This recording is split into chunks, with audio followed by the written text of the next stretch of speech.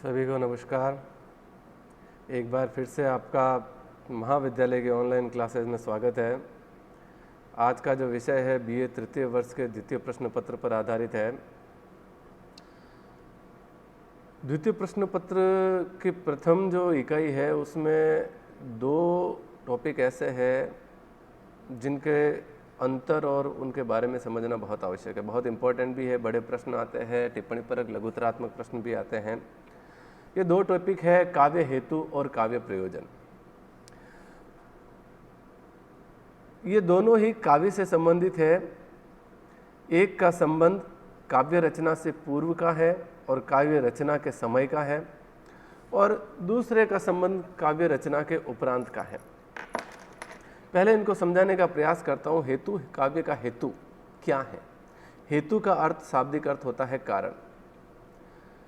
काव्य किन कारणों के द्वारा, काव्य किन कारणों के द्वारा जो है उसकी उत्पत्ति होती है। काव्य रचना के सामर्थ्य उत्पन्न करने वाले जो कारण होते हैं, अर्थात मुझ में काव्य रचना करने का सामर्थ्य क्या है, वो सामर्थ्य जो है वो अपने आप में क्या कहलाते हैं?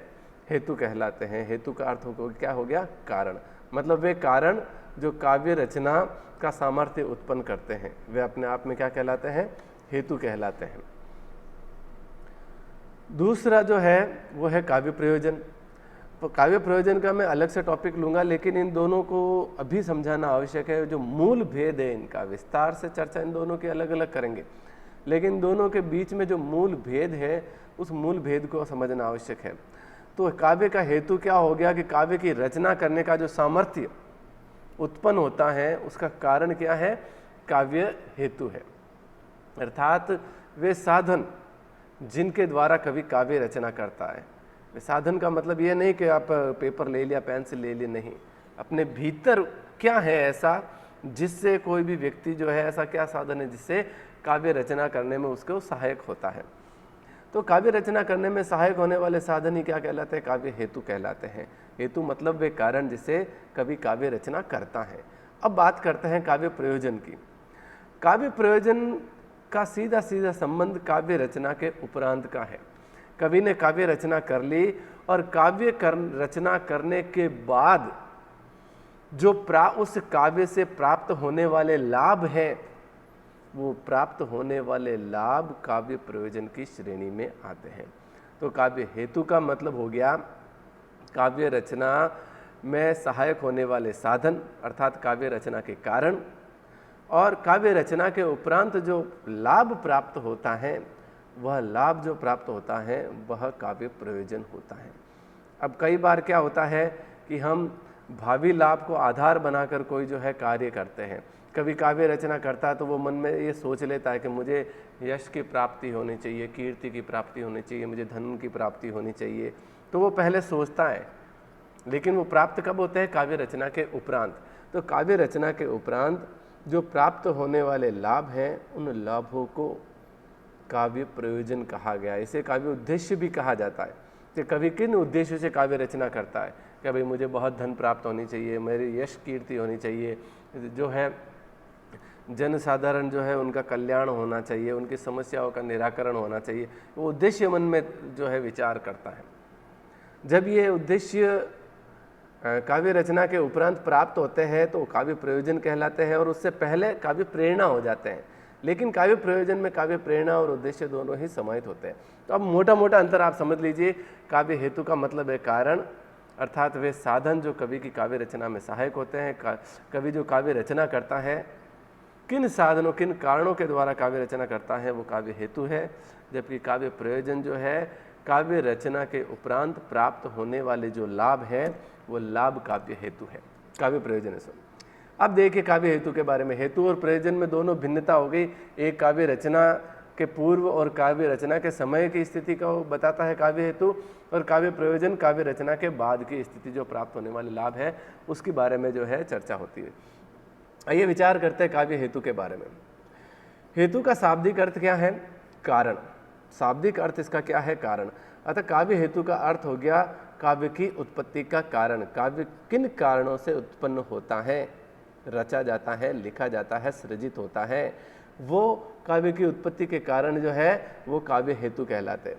किसी भी व्यक्ति में काव्य की सामर्थ्य, काव्य रचना का सामर्थ्य उत्पन्न करने देने वाले कारण क्या होते हैं? हेतु कहलाते हैं। काव्य, अब मैं कोई व्यक्ति हूँ, मुझ में काव्य या कविता, इससे पहले वाले टॉपिक में काव्य या कविता की परिभाषा के बारे में बता दिया था, हो गई थी चर्चा। तो मैं व्यक्ति हूँ और साधारण व्यक्ति हूँ और मुझ में काव्य रचना करने का जो सामर्थ्य उत्पन्न कर देने वाले कौन से कारण हैं, वो कारण क्या कहलाते हैं? काव्य हेतु कहलाते हैं। वे साधन जो मुझे काव्य रचना करने में सहायक होते हैं, साधन मतलब पेन पेंसिल मत लेना, भीतर की स्थिति में जो आते हैं वे कारण जो क्या मुझे, वे साधन जो काव्य रचना करने में मेरे सहायक होते हैं, वे जो है काव्य हेतु कहलाते हैं। दूसरे शब्दों में हेतु के बारे में कह सकता है कि काव्य जो है कार्य है।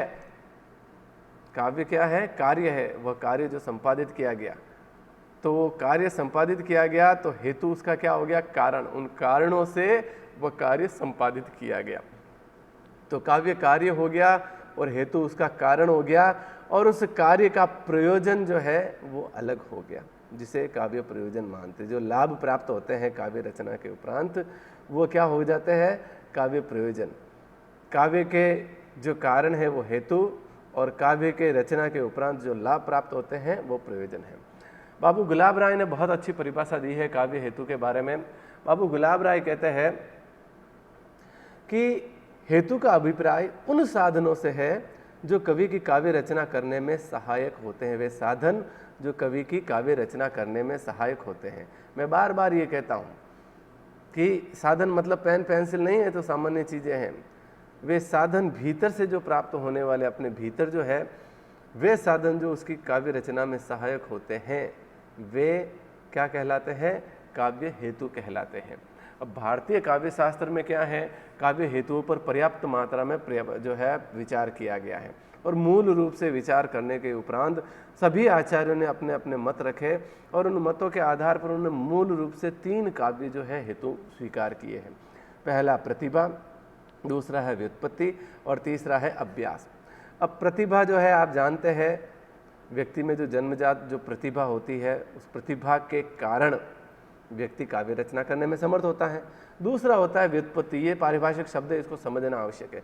व्युत्पत्ति का तात्पर्य है ज्ञान प्राप्ति के लिए, अधिक से अधिक ज्ञानार्जन के लिए शास्त्रों का अध्ययन करना, शास्त्र जितने भी शास्त्र आदि उनका अध्ययन करना, और जो लोक व्यवहार है उसका अर्जन करना, लोक व्यवहार का ज्ञान प्राप्त करना। लोक व्यवहार से तात्पर्य है कि आसपास के परिवेश में हम देखते हैं कि जो भी स्थिति होती है उसका अवलोकन करते हैं और अनुज्ञान प्राप्ति करते हैं, वो जो है व्युत्पत्ति के अंतर्गत आता है। शास्त्रों के अध्ययन और लोक व्यवहार के माध्यम से ज्ञान प्राप्त करना। और तीसरा है अभ्यास, बार बार बार बार उस कार्य का प्रयास करते रहना, ये क्या कहलाता है? अभ्यास कहलाता है। अब देखिए, इनमें से जो प्रतिभा, व्युत्पत्ति और अभ्यास, काव्य के हेतु कितने हो गए? 3 हो गए, प्रतिभा, व्युत्पत्ति और अभ्यास।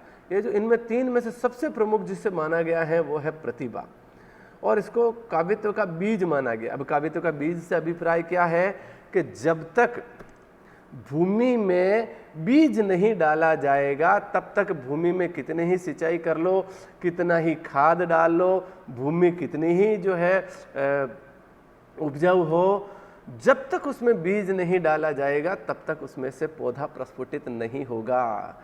तो प्रतिभा जो है काव्य रचना में, काव्य रचना रूपी पौधे में वही बीज का कार्य करती है। बिना प्रतिभा रूपी बीज के पौधा जो है, काव्य रूपी पौधा बड़ा या फलीभूत हो ही नहीं सकता। तो बीज, जब पौधे के लिए बीज के बिना पौधा जो है वो प्रस्फुटित हो ही नहीं सकता, ठीक वैसे ही आचार्य कहते हैं कि प्रतिभा जो व्यक्ति में जन्मजात होती है, जब व्यक्ति प्रतिभाशील नहीं होता है तो वह काव्य रचना करने में समर्थ हो ही नहीं पाता है। इसीलिए आचार्य कहते हैं कि प्रतिभा के अभाव में कोई व्यक्ति काव्य रचना कर ही नहीं सकता। यही कारण है कि जो व्यक्ति प्रतिभा संपन्न होता है वही काव्य रचना करने में समर्थ हो पाता है। अगर हर कोई काव्य रचना कर पाता तो वर्तमान में हर कोई व्यक्ति कवि होता, साहित्यकार होता और काव्य रचना करता रहता। लेकिन यह प्रतिभा जो व्यक्ति में बीज रूप में जो है वो काव्य हेतु के रूप में मानी गई है। अब जो है काव्य हेतुओं पर एक एक करके विचार करेंगे, किन किन आचार्यों ने काव्य हेतुओं पर जो है चर्चा की है, अपने विचार व्यक्त किए हैं। उन्हीं में से एक है अग्निपुराण। अग्निपुराण में क्या कहा गया है कि प्रतिभा, वेद ज्ञान तथा लोक व्यवहार को काव्य हेतु के रूप में स्वीकार किया गया। इन्होंने अभ्यास को जो है प्रतिभा के अभ्यास को काव्य हेतु के रूप में न मानकर प्रतिभा, वेद ज्ञान और लोक व्यवहार, जो ये दूसरी जो मैंने मूल रूप से तीन जो काव्य हेतु बताए हैं, प्रतिभा, व्युत्पत्ति और अभ्यास। अब अलग अलग आचार्यों ने इनके अलग अलग नाम से इनको जो है केंद्रित करके बताने का प्रयास किया कि ये काव्य हेतु है। प्रतिभा है ये वेद ज्ञान तथा लोक व्यवहार जो है यह व्युत्पत्ति है। व्युत्पत्ति के बारे में मैंने बताया था कि शास्त्रों का अध्ययन करके और लोक व्यवहार का ज्ञान प्राप्त करके जो ज्ञान प्राप्त किया जाता है वही व्युत्पत्ति होती है। तो वेदों का अध्ययन करके, वेदों का ज्ञान प्राप्त करके और लोक व्यवहार का ज्ञान प्राप्त करके जो है और प्रतिभा के माध्यम से काव्य रचना जो है वो की जा सकती है, ऐसा अग्निपुराण में कहा गया। अर्थात अग्निपुराण में प्रतिभा और व्युत्पत्ति के रूप में वेद ज्ञान और लोक व्यवहार को काव्य के हेतु के रूप में जो है वो स्वीकार किया है। क्या कहते हैं? नरत्वम दुर्लभम लोके विद्या तत्र सौ दुर्लभा। क्या कहते हैं? कहा गया है अग्निपुराण में कि नरत्वम यानी ये मनुष्य जो है इस संसार में सबसे दुर्लभ, मुश्किल से मिलने वाला जो है नरत्व रूप है, मनुष्य रूप है, मानव रूप जो है सबसे दुर्लभ है। और इस संसार में उससे विद्या प्राप्त करना और भी दुर्लभ है, यानी और भी दुर्लभ है। व्यक्ति का मनुष्य रूप धारण करना अपने आप में दुर्लभ है ही है, लेकिन उसका विद्या जो है वह भी ग्रहण करना वह और भी ज़्यादा दुर्लभ है। अर्थात हर कोई व्यक्ति जो है विद्या ज्ञान जो है वो प्राप्त नहीं कर सकता। संस्कृत के आचार्य ने जो है पर्याप्त विचार विमर्श किया अग्निपुराण के बाद। एक एक करके हम आचार्यों के जो मत हैं उन मतों का अध्ययन करेंगे कि किस आचार्य ने जो है क्या कहने का प्रयास किया है। सबसे पहले बात करते हैं आचार्य भामा की। देखिए इनके जो है ग्रंथ का नाम बार बार आएगा, लघुतरात्मक प्रश्न में भी पूछा जा सकता है। आचार्य भामा ने काव्य का हेतु क्या माना है, आचार्य दंडी ने काव्य हेतु क्या माना है, तब आप वहाँ बताना पड़ेगा लघुतरात्मक। आचार्य भामा ने अपने ग्रंथ काव्य अलंकार में प्रतिभा, उत्पत्ति और अभ्यास तीनों को ही जो है काव्य हेतु के रूप में मानकर प्रतिभा को ही सर्वप्रमुख काव्य हेतु माना। इस प्रकार लघुतरात्मक प्रश्नों के लिए भी जो है इनमें से पूछे जा सकते हैं, और टिप्पणी परक में भी, और निबंधात्मक तो इकाई एक में से काव्य लक्षण, काव्य हेतु और काव्य प्रयोजन, इन तीन में से दो के तो प्रश्न बनते ही अथवा में, इसलिए बहुत जो है ये इम्पोर्टेंट माने जाते हैं। आइए बात करते हैं आचार्य भामा का जो है रचना का नाम काव्य अलंकार। बार बार मैं इनका जो उच्चारण करता हूँ याद हो जाना चाहिए आपको।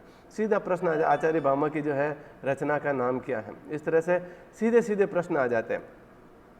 तो आचार्य भामा ने अपने ग्रंथ काव्य अलंकार में क्या कहा है कि गुरु के उपदेश, क्या कहते हैं देखिए, गुरु उपदेशाद अध्येतुम शास्त्रम जड़ धियो अपि अलम काव्य तो जायते जातु कस्यचित प्रतिभावत।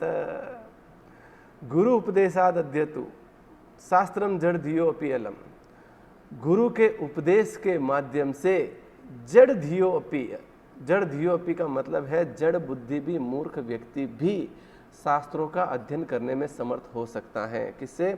गुरु के उपदेश के माध्यम से मूर्ख व्यक्ति भी शास्त्रों का अध्ययन करने में तो समर्थ हो सकता है, लेकिन काव्य तो जायते जातु कस्यचित प्रतिभावत, लेकिन काव्य तो जायते जातु, जायते जातु का मतलब है काव्य तो सिर्फ रचा जा सकता है किसके द्वारा? कस्यचित प्रतिभावत। कस्यचित प्रतिभावत का मतलब है प्रतिभा के माध्यम से ही काव्य जो है उसकी रचना की जा सकती है, वह काव्य रचना करने में प्रवृत्त हो सकता है। मूर्ख व्यक्ति भी गुरु के उपदेश के माध्यम से भले ही शास्त्रों का अध्ययन करने में समर्थ हो जाए, लेकिन काव्य रचना तो प्रतिभाशाली व्यक्ति ही कर सकता है। तो इन्होंने मूल रूप से जो है प्रतिभा को ही जो है काव्य के हेतु के रूप में स्वीकार किया, अर्थात इनका जो है प्रतिभा को इन्होंने मूल रूप में स्वीकार किया है। एक और अन्य जगह वह जो क्या कहते हैं कि शब्द शास्त्र को जानने वालों की सेवा और उपासना करके, शब्द तथा शब्दार्थ का ज्ञान करके तथा अन्य कवियों के कृतित्व का अध्ययन करके ही काव्य रचना में प्रवृत्त होना चाहिए। प्रतिभा जो है वो तो मूल है ही है, लेकिन उन्होंने प्रतिभा के साथ ये भी कहा है कि शब्द शास्त्र को जानने वाले की सेवा और उपासना करके, जो पहले से ही जो शब्द शास्त्रों के ज्ञाता है उनकी सेवा और उपासना करके अर्थात किसी बड़े साहित्यकार, कवि या गुरु के जो है उनकी सेवा और उपासना करके, शब्द और शब्दार्थों का ज्ञान करके और लोक शास्त्र का अध्ययन करके, अन्य कवियों की रचना का अध्ययन करके ही उन्हें काव्य में प्रवृत्त होना चाहिए। ये जो स्थिति है ये व्युत्पत्ति की ओर संकेत करती है। प्रतिभा तो जन्मजात है ही है, फिर उस व्यक्ति को काव्य रचना करने से पूर्व, जिसमें व्यक्ति में जन्मजात प्रतिभा है, उसे काव्य रचना करने से पूर्व लोक शास्त्र का अध्ययन करना आवश्यक है। गुरु के सानिध्य में रहकर जो है शास्त्रों का अध्ययन करना, अन्य कवियों की रचनाओं का अध्ययन करना भी आवश्यक है। स्पष्ट है, भामा जो है प्रतिभा, व्युत्पत्ति और अभ्यास तीनों को ही काव्य हेतु के रूप में मानते हैं। क्यों? क्योंकि प्रतिभा तो जो मूल है ही है, जन्मजात जो होती है वो तो मूल है ही है, लेकिन उसे व्यक्ति को जिसमें प्रतिभा है काव्य रचना करने से पूर्व व्युत्पत्ति के रूप में लोक शास्त्र का अध्ययन और लोक व्यवहार का ज्ञान प्राप्त करना भी आवश्यक है, और कवियों की कृतित्व का अध्ययन करके बार बार अभ्यास करना भी आवश्यक है। तो मूल रूप से आचार्य भामा जो है प्रतिभा, व्युत्पत्ति और अभ्यास तीनों को काव्य हेतु के रूप में मानते हैं। अलंकारवादी आचार्य दंडी की रचना काव्यादर्श, आचार्य दंडी ने क्या कहा है कि प्रतिभा, आनंद, अभियोग और लोक व्यवहार और शास्त्र ज्ञान को इन्होंने काव्य का हेतु माना है। अब देखिए, मूल रूप से तीन ही है, प्रतिभा, व्युत्पत्ति और अभ्यास। प्रतिभा जो है इन्होंने सीधा सीधा कहा है, पहली प्रतिभा है। दूसरा इन्होंने नाम लिया है आनंद अभियोग। आनंद अभियोग का मतलब है, सीधा सीधा तात्पर्य है अभ्यास। अभियोग का मतलब है बार बार प्रसन्नता पूर्वक, आनंद ने प्रसन्नता पूर्वक बार बार प्रयास करना, तो उसे क्या कहते हैं? अभ्यास। और लोक व्यवहार और शास्त्र ज्ञान, ये क्या हो गई? व्युत्पत्ति हो गई। तो इन्होंने भी मूल रूप से प्रतिभा, व्युत्पत्ति और अभ्यास तीनों को ही जो है क्या माना है? काव्य के हेतु के रूप में स्वीकार किया है। क्या कहते हैं आचार्य दंडी कि नैसर्गिकी च प्रतिभा श्रुतम च बहु निर्मलम आनंदाश्च अभियोगो अस्या कारणम काव्य संपदा। क्या कहते हैं? नैसर्गिक प्रतिभा। नैसर्गिक प्रतिभा का मतलब है जो जन्मजात प्रतिभा है उसके माध्यम से, और श्रुतम च बहु निर्मलम। श्रुतम च बहु निर्मलम का मतलब है निर्मल शास्त्र ज्ञान का अध्ययन। नैसर्गिक प्रतिभा, निर्मल शास्त्र ज्ञान का अध्ययन और आनंदाश्च अभियोगो। आनंदाश्च अभियोगो का मतलब है आनंद के साथ बार बार किया गया प्रयास, यानी अभ्यास जो है अस्या कारणम काव्य संपदा, यही काव्य के रचना का कारण है। अर्थात ये जो है प्रतिभा, व्युत्पत्ति और अभ्यास तीनों को ही काव्य के हेतु के रूप में स्वीकार करते हैं। लेकिन दंडी ही एक ऐसे आचार्य थे जिन्होंने ये भी कहा है कि प्रतिभा के अभाव में भी निरंतर अभ्यास और शास्त्र ज्ञान के द्वारा, आचार्य दंडी ने यह भी कहा है, क्या कहा है कि प्रतिभा के अभाव में निरंतर अभ्यास, बार बार अभ्यास करके और शास्त्रों के ज्ञान के द्वारा भी निम्न कोटि की काव्य रचना की जा सकती है। ये आचार्य दंडी ने अभ्यास को बहुत जो है महत्व देते हुए एक स्थान पर यह भी कहा था कि अनाभ्यासे विषम विद्या। बिना अभ्यास के तो विद्या कैसी है? विष के समान मानी गई है। बिना अभ्यास के विद्या क्या है? विष के समान ही मानी गई है, स्वीकार की गई है। इसलिए वो अभ्यास को जो है बहुत अधिक जो है महत्व देते हैं। आचार्य दंडी के बाद अंतिम जो है आचार्य वामन का कर लेते हैं, उसके बाद अगले वीडियो में इससे आगे कंटिन्यू करेंगे। आचार्य वामन रीति संप्रदाय के प्रवर्तक है, गुणों और रीतियों को अधिक महत्व देते हैं। आचार्य वामन की रचना का नाम है काव्य अलंकार सूत्र वृत्ति। इसमें क्या कहते हैं आचार्य वामन? कवित्व बीजम प्रतिभानम कवित्वस्य बीजम। अर्थात कवित्व बीजम प्रतिभानम कवित्वस्य बीजम, यानी कहने का तात्पर्य है कविता का बीज रूप में जो है वह प्रतिभा ही है, कि जिस प्रकार पौधे के लिए बीज जो है वो मूल आवश्यकता होती है, ठीक वैसे ही जो है प्रतिभा के लिए बीज रूप में क्या आवश्यक है? काव्य के लिए बीज रूप में क्या आवश्यक है? प्रतिभा ही आवश्यक है। वे मूल रूप से क्या है? लोक व्यवहार, शास्त्र ज्ञान, शब्दकोश, इन सभी को जो है काव्य हेतु के रूप में जो है वो स्वीकार करते हैं। लोक व्यवहार, शास्त्र ज्ञान, शब्दकोश, इन सभी को क्या करते हैं? काव्य हेतु के रूप में स्वीकार करते हैं। और वो जबकि प्रतिभा को जो है कवित्व बीज प्रतिभान कवित्वस्य बीज, प्रतिभा को जो है कवित्व के बीज रूप में स्वीकार करते हैं। जो जन्म जन्मांतर के संस्कार में कवि के रूप में जो है कवि के जो है भीतर जो है वो विद्यमान रहती है। कहने का तात्पर्य यह है कि प्रतिभा वह कैसी है, जन्म जन्मांतरों के संस्कार के रूप में ही व्यक्ति के भीतर रहती है। अभियोग, वृद्ध सेवा, आवेक्षण, ये सब क्या है, ये व्युत्पत्ति है। लोक शास्त्रों का अध्ययन करके जो है आगे काव्य रचना में प्रवृत्त हो सकते हैं। अब इसके बाद के जो आचार्य है, इसके अगले भाग के वीडियो में जो है हम कंटिन्यू करेंगे।